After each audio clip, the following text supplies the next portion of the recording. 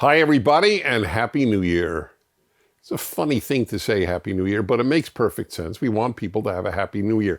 By the way, I have been wishing people happier New Year, given how, well, I'll use a nicer word than I was thinking of, how not so wonderful the last 2 years have been. I wish you a happier New Year. I'm Dennis Prager. This is the Fireside Chat number 220. 220.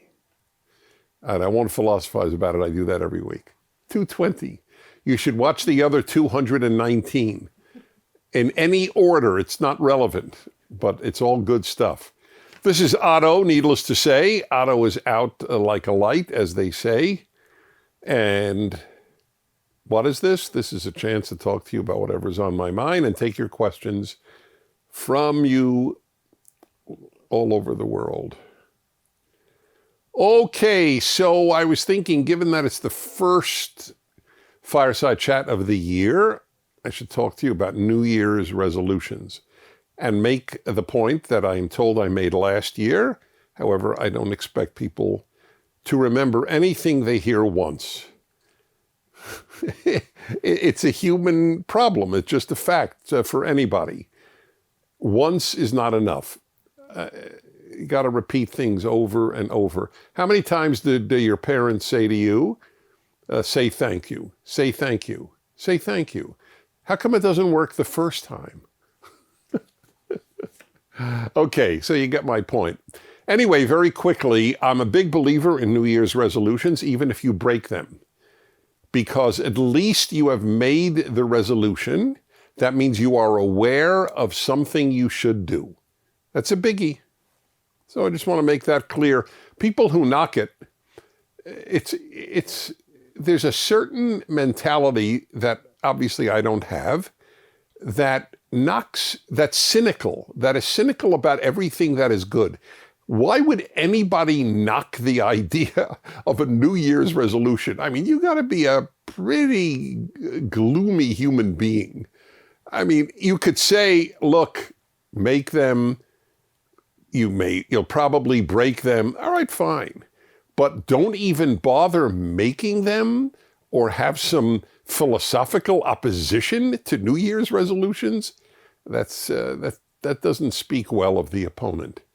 It's a beautiful thing to do it. It makes you think things through.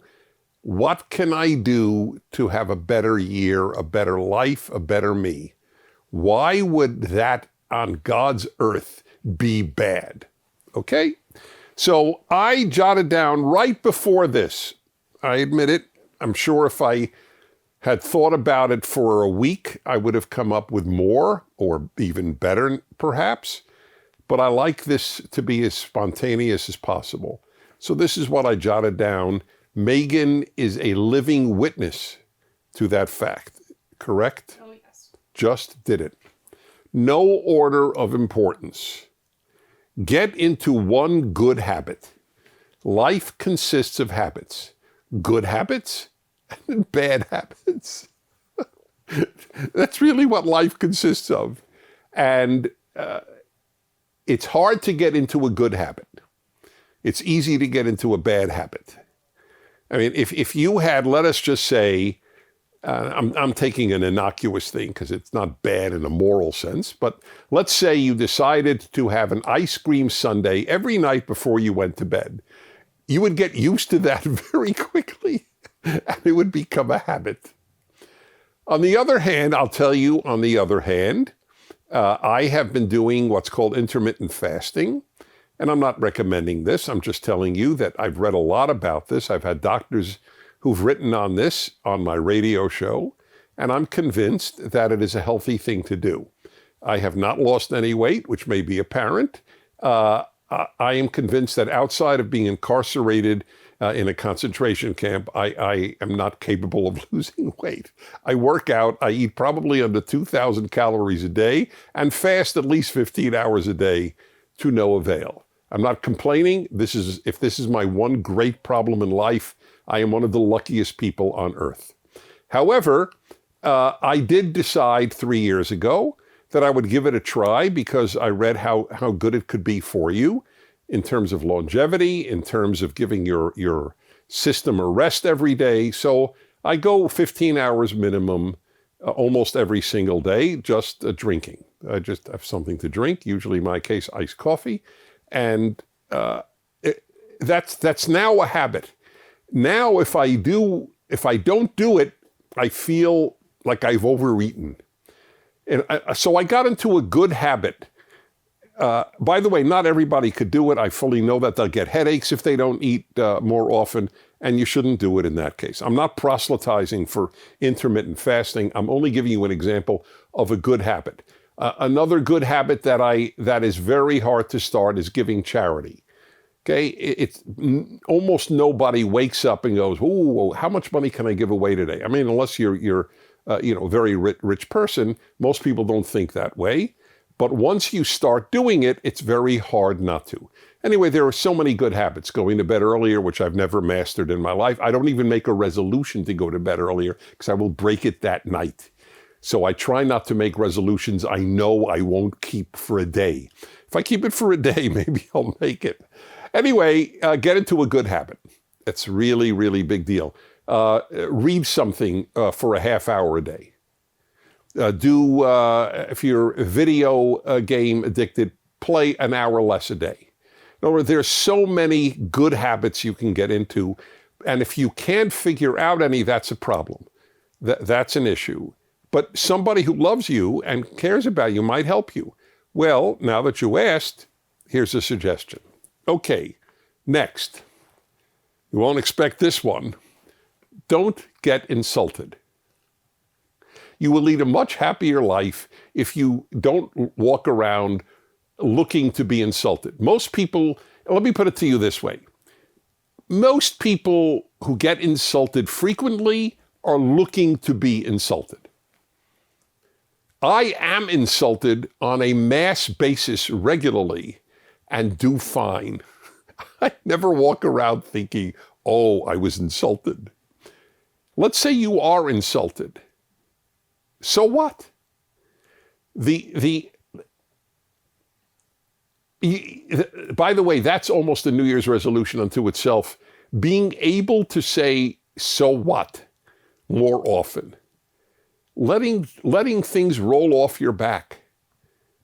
I mean, by the way, and also there's a difference between an insult and a loving criticism. You want loving criticism, otherwise you won't get better. But the people have to learn how to criticize loved ones too, because you have to put it in a very good way that it is clear that you appreciate the overall wonderfulness of that person. But here's an area where you could work on something and get better.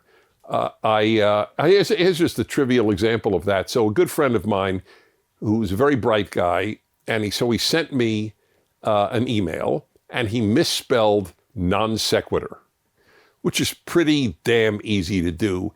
Non sequitur is about as tough as Albuquerque. How many Americans who don't live in Albuquerque can spell Albuquerque? So I'm a big one on spelling. I can spell Albuquerque and I can spell non sequitur. I always wanted to spell things right. Anyway, I wrote him back that the proper spelling of the word non sequitur, and he wrote me a huge thank you note. That was very sweet of him. He wanted to make sure to know that it was fine for me to do and that he actually appreciated it, as I would. If I sent an email with a misspelled word, I don't mean a typo, but I mean a misspelled word, of course I'd want somebody to tell me, and I'll tell you why. That way, the next time I don't do it. Why do I want to continue spelling something wrong? That's why I like being corrected on the radio. If I said something that's wrong, I want to be told it immediately so I don't do it again. Anyway, it's this notion, everybody is now triggered, insulted. You are taught, this has been true since I was a kid. It's like there is now a way to be insulted gratuitously. I mean, This is a super sensitive arena because there are awful things that are said to women by men. I am totally aware of that, and it's not right. However, not everything a man says should be taken as an insult. You know, men are so afraid today to say anything to a woman. You look good in that dress, which is about as innocuous as, you know, I really like when it's 70 degrees. And yet, what was behind that comment? Who cares? What's the difference? You know, take life a little more easily, and don't get insulted easily. Here's my final comment on that. Whether you get insulted is usually your choice. That's critical. Third, they're all unrelated, which is a nice thing. Study the Bible. Now, for many of you who have gone through the secular brainwash known as school, this sounds like a moronic idea. I might as well tell you to practice voodoo. So if you think that, just know that the greatest minds in history in the Western world all knew their Bible really, really well, even if they were not actively religious. Abraham Lincoln is the best example, man who quoted the Bible regularly and had one on his nightstand and almost never went to church. But he knew it's the greatest repository of wisdom ever written. And it is. And I debated whether I should mention this, but I'll let the chips fall where they may. The best way to start, in my opinion, is with my books, The Rational Bible, where I explain things rationally. I'm not trying to win you over to any religion, just want to win you over to the wisdom of the greatest books ever written, the first 5 books in particular. So you'll do what you will, but I'm telling you, there are 4,000 reviews on Amazon of the first 2 that came out. Third one's coming out later this year. Genesis and Exodus came out.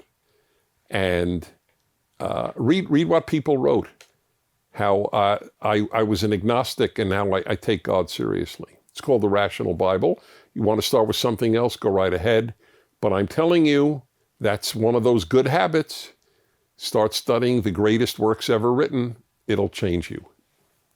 Another one, buy from local stores and from smaller websites.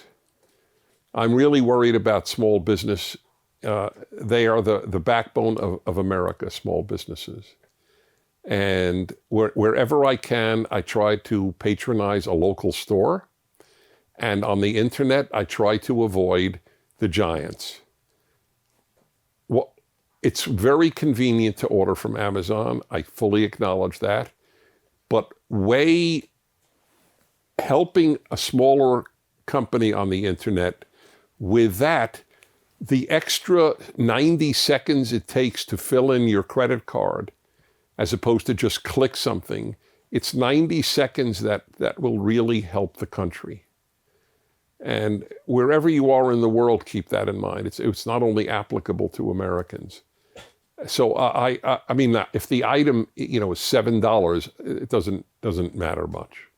But if it's an item of anything, over $25, let's say, like I'll just give you an example. So I'm a big fan of shampoo. I'm the only man I know who likes shampoo.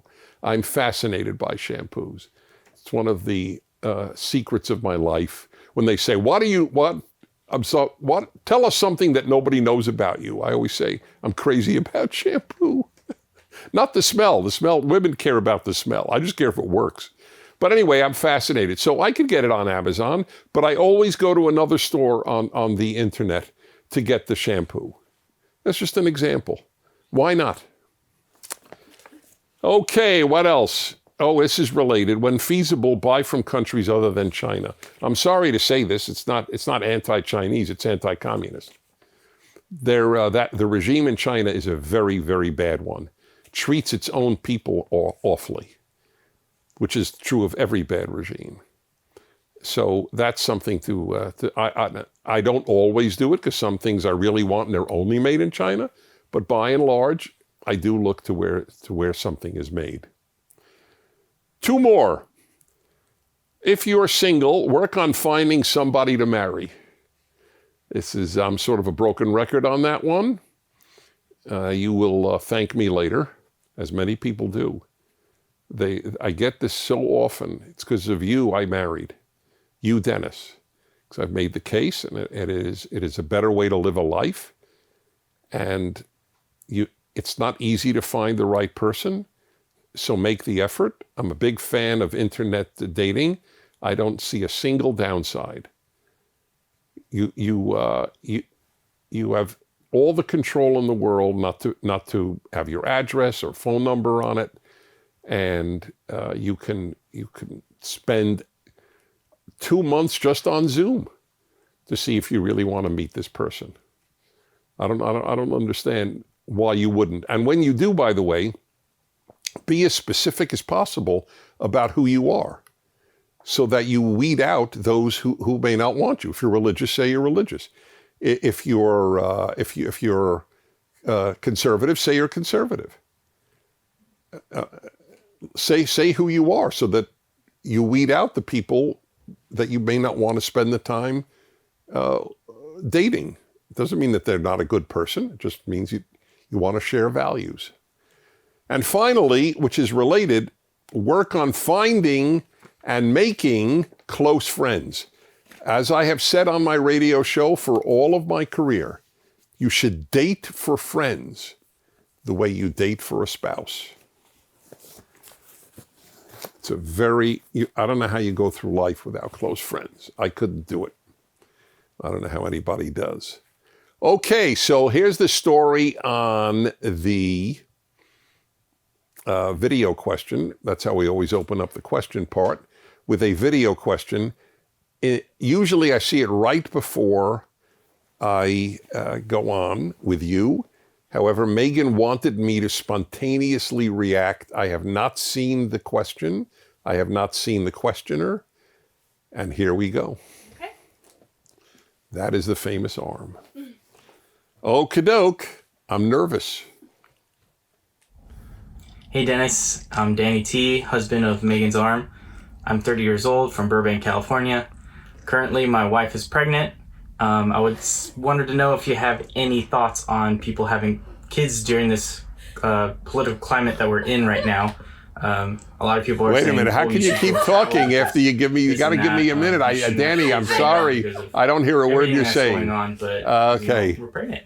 Holy crow. I'm chilled. I'm totally chilled. I could cry. I'm so happy for you. Thank you. Oh my God, really? I'm tearing up. Oh man. Oh, that's really wonderful news. That's a big deal. Did he say anything after that? I heard a voice. I can tell you. What did he ask? A lot of people choose not to have kids because of the political climate. Like, they don't want to raise their kids up in this time. Or a lot of people will say, take your time, travel. Like people who just... I get it. Just, right. So that was all heard, right? The summary that Megan gave. First of all, you taught me what to do now. Hey, Danny, God bless you. I blew it. 1 minute. I'm going to get it right. I did. There we go. Oh, God. The notion that you don't bring a child into the world, that you don't become a parent because life is tough, is only said by people for whom life has not been tough. Basically, and I don't mean this as an insult, even though it'll sound that way, but remember, don't get insulted. It's spoiled. People are spoiled. As I have said, secularism plus affluence is a very bad combination. It produces a boredom. It produces a safetyism. People are more afraid of life who haven't suffered than people who have suffered. Why did Jews, whose whole families were murdered by the Nazis, why did they have children? And you're not going to have children because of COVID? May I have a vomit bag? That is my reaction to that. I have no sympathy for that notion. I have contempt for the notion, not for the people who say it, but for the notion. You're not going to bring a child into the world because of global warming or because of COVID or whatever. Then when should people have brought children into the world? Do you know how much suffering has been the norm in human existence? What was the lifespan 500 years ago or 300 years ago? What was the average lifespan? 35, 40? Why did they bring in? Oh, you're going to die at 40 anyway. Why have a child? Oh, look, there's a plague. Oh, look, there's a war. There's always wars. Okay. I can only say this, that those who don't want to bring in a child into the world because of global warming shouldn't. If you're that foolish, I can't say I lament your decision not to reproduce. Okay? To put it bluntly. Danny, congratulations. You're a terrific couple. Your kids are lucky to have you as parents. Oh, and be strict. Your kids need guardrails even more than love. This was one of the great tragic notions that developed after World War II, that all kids need is love. It's one of the most colossal mistakes made in the last half century or more, really. World War II ended in 1945. It's a long time ago.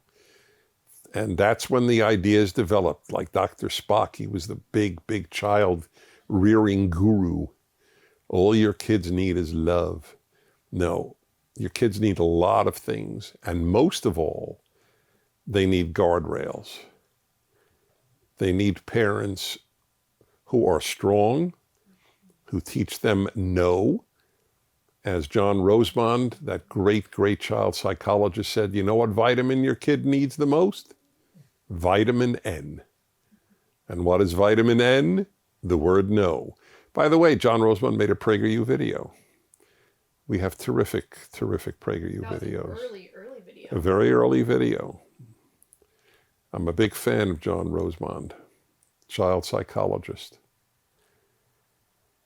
My parents told me they loved me before I was, say, 21, when they told it to me more often, interestingly. I would say they said it maybe 3 times in my whole childhood. I turned out pretty normal. Very normal. I'm actually a healthy dude. Doesn't mean I don't have issues, but every healthy person has issues. It's like healthy people get colds. Doesn't make them a sick person. But they did give me guardrails. And they gave me models, which is critical. I saw in my father what type of man I would like to grow up to be. Boys need that tremendously. And girls need a father to teach them how they should be treated by a man. Girls who are bonded to their fathers make much better choices in men than girls who don't. Doesn't mean you can't. I'm just telling you what the statistics are. Okie doke. Eric, 25, Sioux City, Iowa. Hey, love your show. Could you talk about the idea of perfectionism? That would be a great subject to talk about. I've never talked about it. I don't quite understand what it even is. I'll assume it means that you pursue perfection and you feel frustrated and angry at yourself if you don't achieve it. Is that fair? Is that the issue? Okay. So all I could say is, to the extent that I could talk to your mind and not your brain, that you should pursue perfection, but never assume you'll achieve it. That's all. What does it mean even, perfect? Perfect what? If you build houses, you're going to build a perfect house? What does a perfect house even mean? I don't know what it means. Well, I don't know what perfect anything means. That's why I personally never think of it. What I strive to do is the very, very best possible. That's what I strive to do. That's it.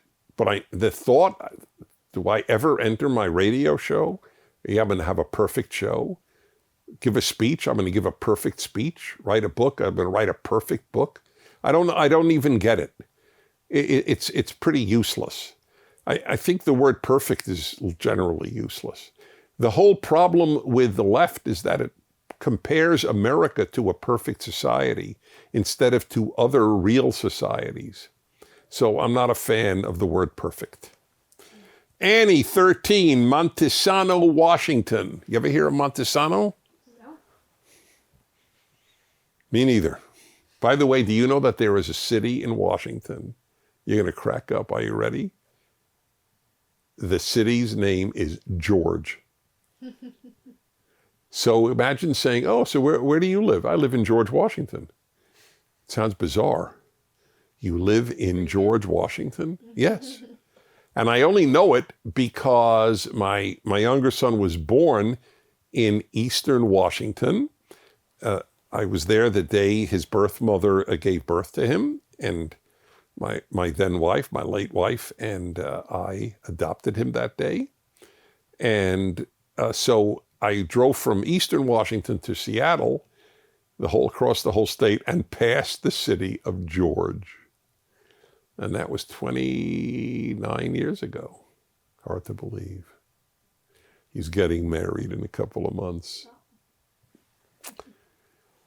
To a wonderful woman, by the way. Anyway, so Annie, 13 years old in Washington State. Hello, Mr. Prager, Otto, and the Arm.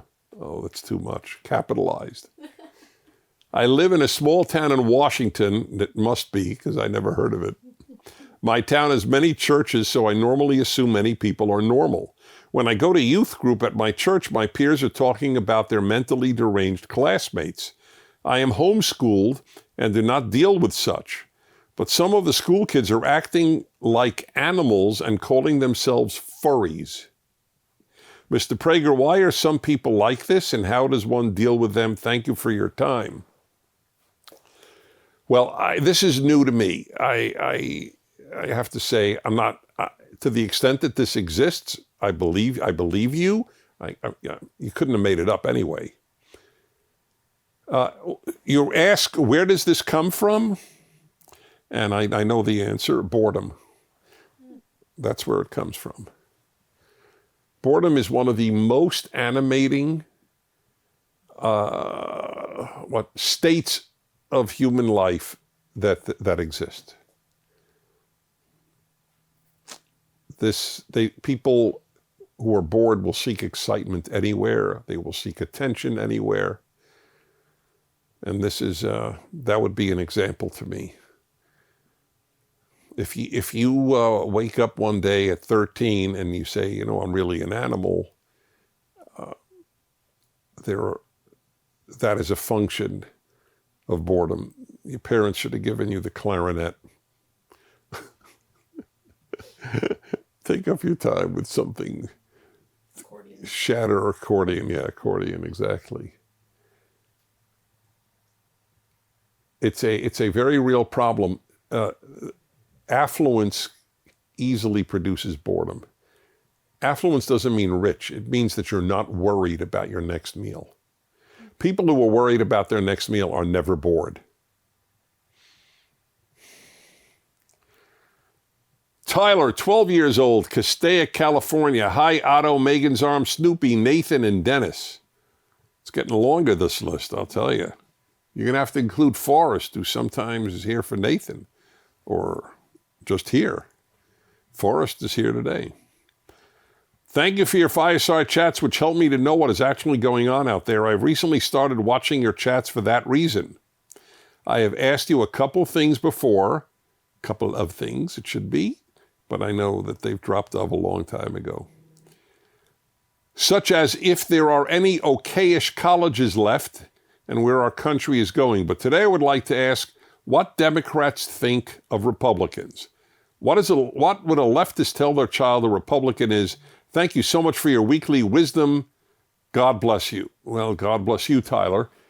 So generally speaking, the further left you get, the more the belief is that Republicans are selfish. That's the key. That's their key word. Plus, of course, six herb. Sexist, intolerant, xenophobic, homophobic, Islamophobic, racist, and bigoted. I made up that acronym so long ago that it's obviously committed to memory. That is what that's what they think. But it's an interesting thing if you tell them, you know, that's really interesting, given the fact, and this is a fact, this is not an opinion, that conservatives give more charity of same income, same overhead, same everything. They give more charity than per capita than liberals and especially leftists do. So it's an odd thing to say. By the way, if you heard that a couple adopted a child with special needs, physical deformity, mental issues, would you assume that it was someone on the left or someone on the right? I would assume it's someone on the right. Not that nobody on the left does it, but I would assume that somebody on the right did it. Also, volunteering time. Conservatives do that more than people on the left. So calling Republicans selfish is the left-wing tactic of simply smearing opponents, not prove that the smear is accurate, and moving on. That is what is at issue here. Okay. That's time? Mm-hmm. Wow. Well, time flies when you're having a good time. I obviously enjoy this. You obviously do too, because otherwise you wouldn't be watching. So I think that's very important, that I make this both deep and enjoyable. That's my intent. I wish you again a happy new year. I hope you'll take some of the resolutions to heart, and I'll see you next week. Thank you for watching this video. To keep PragerU videos free, please consider making a tax-deductible donation.